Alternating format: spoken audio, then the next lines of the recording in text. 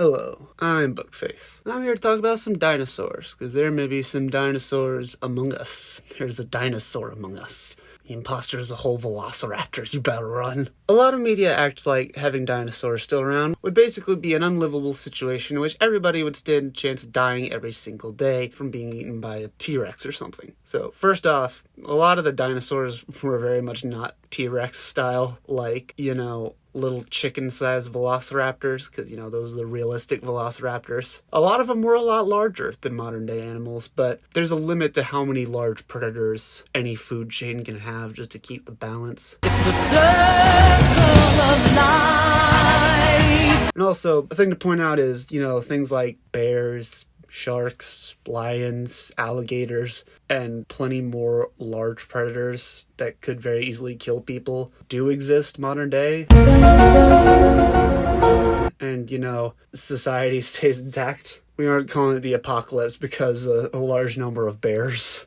Bearmageddon, when in reality it's just like a slightly higher population of bears. Honestly, that would be a decent, closed-in apocalypse, like a small town, and there's just a lot of bears going on a feeding frenzy. That would honestly be a decent movie, just like, if you do it right and don't turn into Sharknado, just like a fairly realistic situation that could, cause a localized level of devastation. A lot of bears. Anyways, I got completely off topic. The point I'm trying to make, mostly because I was struggling to write an intro, is that basically, even though dinosaurs are really scary, they're still animals at the end of the day. And eventually they would grow a huge realistic fear of humans with their chaotic destruction of the natural world and their tendency to play God and destroy anything that gets in their way. So, by that same logic, the idea that if there were living dinosaurs, they'd be hiding from us, that makes a lot of sense. So let's talk about some dinosaurs from Africa. Because for some reason, this one specific area of Africa in the Congo has a lot of dinosaurs. A lot of dinosaur sightings. It's odd. I'm very curious why that's just kind of the land of the lost. Really old reference there, but I'd like to think most people will get it. So with that out of the way, let's jump right in. Woo! First up we have mbielu-mbielu-mbielu, a rather redundant sounding creature from the Republic of the Congo. Did I not? I didn't put what its name means in my notes. Are you serious? Me? Are you serious? Me? What is wrong with you? I'm sorry, I'm trying my best. I'm really tired. Enough excuses. Content. I have a very toxic inner monologue. It's nothing to worry about. Okay, so here's the definition of those words, because I know there's a definition. And, you know what? I'm just going to pretend it's like Tetsu from My Hero Academia. His name is just Iron. For my purely stupid talking purposes, I'm just going to pretend it means dinosaur. Anyways, moving on from this horrible confusion, I have gotten one sentence into the actual creatures, and I am already doing this. This creature is most often seen late afternoon in the water with its back poking out. Just kind of drifting along lazy river style. It's believed to have plank-like structures growing out of its back that are covered in algae. Ever spend so long just vibing that you grow actual vegetation along your back?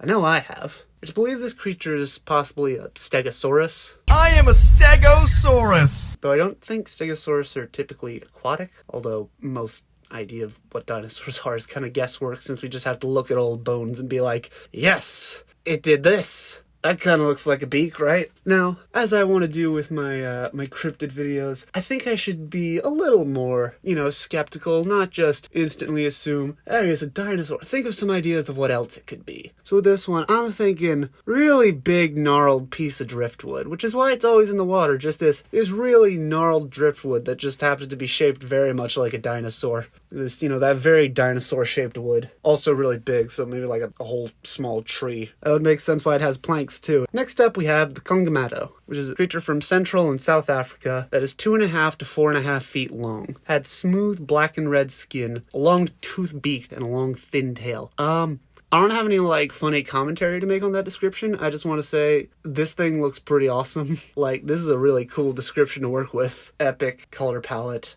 Number one edgy dude. Wow, that was the lamest description I could ever give. I'm sorry, Kongamato, you deserve better. This creature was thought to dive into the water and capsize canoes. Behold, the prehistoric goose. I didn't put the meaning of its name again. I'm pretty sure it means overturner of boats, if I remember correctly, which I might not, because I am stupid, apparently. But yeah, it's just like, boats go woo. These creatures may also attack and try to eat people, and I instantly get the image of those little dudes from Kong Skull Island that just pick people up and rip them apart. It's thought this creature specifically likes to eat toes, fingers, noses, and earlobes. So I guess just any relatively smaller appendage coming off the body.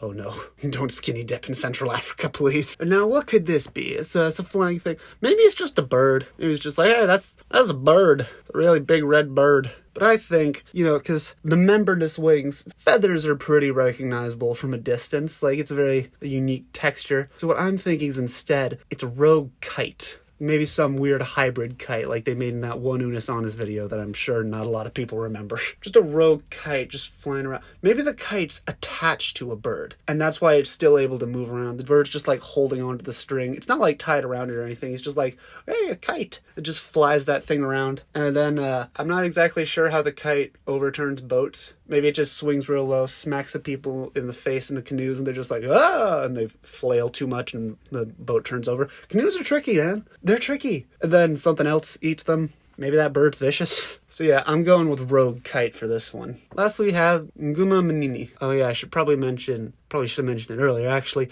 I have no idea how to pronounce any of these. And since these aren't exactly common names, they aren't the super popular terms, I didn't bother looking up a pronunciation guide because I doubted anyone would have one. It's just like, I think it's pronounced like this. I think it's pronounced like this. I think I don't know what I'm talking about, so, I'm always right.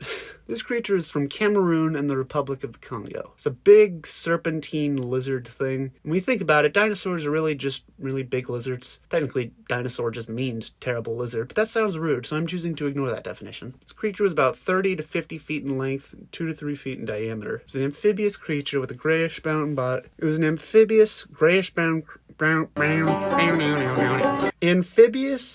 grayish-brown creature with serrated ridge along its spine and short legs. Had a snake-like head and a forked tongue, and it moves incredibly fast in swamps. It also eats monkeys and birds. So, a number of ideas that this could be. So, some think it's related to a dinosaur called the Dolichosaur, which kind of just looks like a real slanky monitor lizard. But what are some other ideas? So one option is, I noted, is that sounds a lot like a crocodile. Serrated back, long amphibious creature, short legs, moves to the water, eats fairly large prey. It sounds fairly crocodile-esque, except for the head. And you have to remember, people from this region would probably recognize a crocodile, because, that's just a thing. So, my other idea is giant worm on string. They're real fluffy, so that could look like a serration from a distance. They're pretty long. They move in all weird patterns. You could maybe, some of the little fuzz clumped together to look like little legs. And there's just some dudes hiding behind this comedically large tree in the distance with this giant worm on string attached to like an actual wire because it's huge. And they're just like, this is gonna be so funny. The perfect crime. And there we have 3 cryptid dinosaurs, also from Africa. Just because that area just has a lot of dinosaurs for some reason. It was fun. And it was fun being a little more, speculative. I think I came up with some interesting ideas for what these things could be. You gotta look at a bunch of different angles to see what it could be. If you like this video, please give a thumbs up, comment down below, and subscribe. And I will see you next time. Bye!